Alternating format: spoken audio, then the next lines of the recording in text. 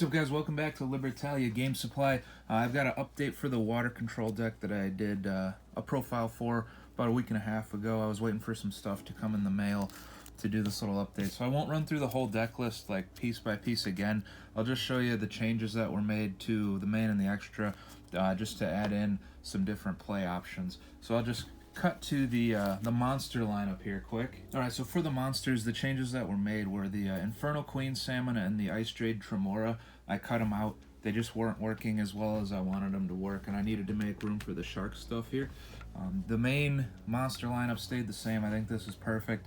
The Doomkraken I've been liking a lot in the grind game, so that's a nice one to keep at 1. I had been considering cutting it down to maybe 0, but I've been really liking it at 1 for the times that it's been useful, so 1 is where it'll stay. The rest of this lineup is the same up until the Terra King Salmon, and then the change is the one Gameciel. It's just a nice piece of removal. We don't really play a whole lot of removal in the deck outside of like monster effects, and our spell lineup and trap lineup don't really have a ton of direct removal. So I like the Gameciel for that reason. It also works with the Crystal Shark too, technically.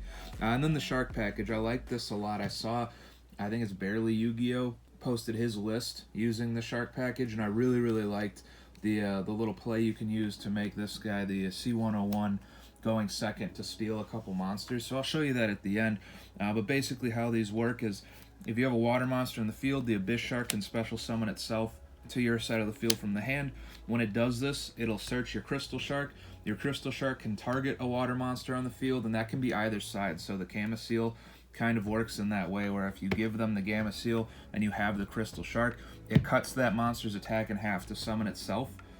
So if it's your own monster, you're probably just targeting this because you're going to overlay with it anyway. If you gave them the Gameciel, you can cut the Gameciel in half to summon this, and then it's only 1100 and you just run over it. The reason I like this package and the way it works is, while they're on the field, you can use them as a level 5 for rank 5 Xyz summon, because they are level 5s. They also can count themselves as 4s or 3s. So 2 of these on the field can summon any monster in your extra deck, depending on the situation you're in. And so it's just a really nice utility card. One thing to note though is, if you are going to go for that going second C101 play, you don't want the Legendary Ocean on the field when you're setting up that board, because then they don't count as 5s anymore because of the effect of Legendary Ocean. Their effects only make them 4s or 3s. For the spells, we're staying the same here. We got the 3 Legendary Oceans because you really need it for the Kairyushin and Jellyfish and everything. The 1 Sea Stealth just has a little bit of protection. It counts itself as Yuumi. And then the 3 Fish Sonar is your Rhoda for the deck. Wouldn't cut them at all. This stuff down here, I think, gives you a little bit more room to play around with. I would say that the Foolish Burial Goods is a non-negotiable, just because that Ice Barrier search is pretty important in the deck. But it could be 3, it could be 2, maybe you could go 1 and 1, depending on how much you want that search or what else you're intending to play. But this is kind of open slots for what you like. So the Pot of Prosperity I like a lot. Just because you're usually just trying to dig for one other card. You're going to open something that gives you some sort of idea on what line of play you're going to go down, and you might just need one other card. So the extra deck is somewhat expendable, less so in this build, but still the deck functions pretty well on its own, just out in the main deck. So I like the Prosperity as draw power, but you could play something else. And then the Triple Dark Ruler, it's a really good going second card, but it's also just a good card in general to be able to shut off a board before you go for your plays, just so they can be uninterrupted. But this especially, you could cut this out for, like I might try out that Triple Tactics Thrust that's coming out this week in Photon Hypernova, just because it can search your Prosperity, it can search your goods, it can search your Fish Sonar. Can't search those, but it searches your searchers essentially. So maybe I would go with something like that in a going second heavy build. But for now, this is like $1 and that is like 60, so better for the wallet also. And then for the traps, we got a couple of minor changes. So Sea Stealth's at 1. I think I had it at 2 before.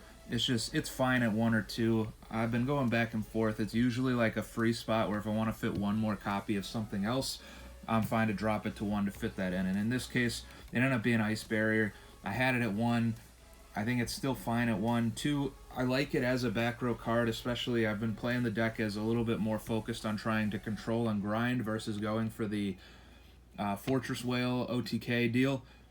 And so I've liked this a little bit better in that sense because you can shut off some monster effects, drop something to 0, and get a free big attack over it. And then the triple Gozen match. So we had 2, and then 2 skill drain. The skill drains are in the side deck, which I won't show you because it's not really built out all the way. It is online, but I don't have all the cards physically at the moment. I just liked the way Gozen has been working. And so playing 3 of it gave me 1 extra spot to fit something else in here, which I think ended up being one of the sharks, which I really wanted to play. So maybe you could go back to 2 and 2, but I've been really liking the Gozen because of the control element of being able to steal special summon monsters, so you can kind of decide what monster type you're going to leave on your opponent's side of the field if they play multiple. Obviously, if they don't play, like if they play a single attribute deck, you're definitely going to side this out game 2 and 3. But most decks are not single attribute as far as like highly meta relevant. A lot of them will play a lot of different engines, so the Gozen match I've liked a lot and wanted to play it at 3. And then for the extra deck here, mostly what's changed is I've just fit in all this stuff for the C101 play, which I'll show you here in a second. The Stealth Kraken I still like, especially under the Gozen match. You can make everything water, so as soon as they summon something, they can't summon their other monsters unless they're playing a water deck. It can also pop water monsters, so it makes your opponent's monster water, and then you can pop it. The 2/3s are still the same, you know, good under skill drain, which is now on the side, so this is less important, but I suppose skill drain will probably be a common side in, so I will like to keep that in there. The Nightmare Shark just to get in that last attack. For the links, this one I summon pretty frequently just because you get that special summon, so you can, you know, put a jellyfish back on the field or whatever. And then these 2 usually just end up being fodder for prosperity. We got the double shark, the double toad, just because it's really good in any deck that can use it. And then the 1 dweller because we get maximal use out of it. So I'll show you these little combos I've been talking about here. So first we'll talk about if we open a hand with Electric Jellyfish and Kairyushin and you don't have the Legendary Ocean in your hand or a way to search it, you actually do have a way to search it. So you would summon your Jellyfish. Jellyfish has the effect to be able to send a Legendary Ocean from your deck to the graveyard. So we'll send our 1, and then you can special summon a water monster from your hand. So we'll summon our Kairyushin here. Kairyushin then has the effect to search a Sea Stealth or Yuumi or something that mentions Yuumi. So it'll search your Legendary Ocean, put it in your hand, and then you would activate it in your field spell zone, obviously. And now you have Jellyfish that can negate a monster or spell effect and gain attack. Kairyushin that doesn't let your opponent control more than 1 non-water monster, so you got that lockdown going. And then if you drew a 5-card hand to start, you'll have some back row or something else that you can use because you didn't draw into the Legendary Oceans or anything like that. So really it's a good scenario to be in, to have back row in your hand and still have access to this board state. So really good, really simple play there. Alright, and for this other one we're going to go over how you make the C101 going second place. So what you need is, it can be any water monster, you just need a water monster on the field. So we'll say it's the Jellyfish, and then we have the Abyss Shark in hand. So Jellyfish is on board, we're going to activate our Abyss Shark to summon itself. Abyss Shark is then going to search our Crystal Shark from the deck. Crystal Shark is going to target our Abyss Shark to then summon itself, and now we have 2 level 5s. Remember, we don't want Legendary Ocean on the field when we're making this play. So you're then going to overlay your 2 5s, and you're going to make Nash Knight. So Nash Knight can detach 2 in order to attach an Xyz from your extra deck to it as material, and then it can steal a special summon monster. So it's like a 101. So you're going to equip the 101 to it from your graveyard, or attach it rather. You're going to steal a special summon monster if 1 is available to steal, or any face-up monster on the field. So I guess if you wanted to load it up with your own, but I wouldn't do that because I'll explain it in a second.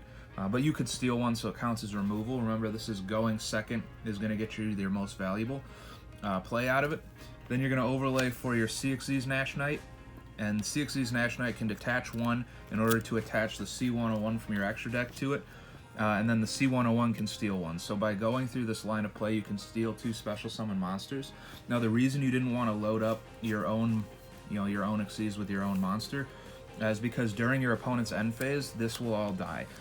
The reason we used the C1 or the 101 in this play to attach it and then steal 1 is because if this is in the graveyard when this dies, it can special summon itself back, and then you gain attack equal to its original attack. So it'll kill itself in the end phase of your opponent's turn. It'll special summon itself back, and then you can gain 2,800 life points.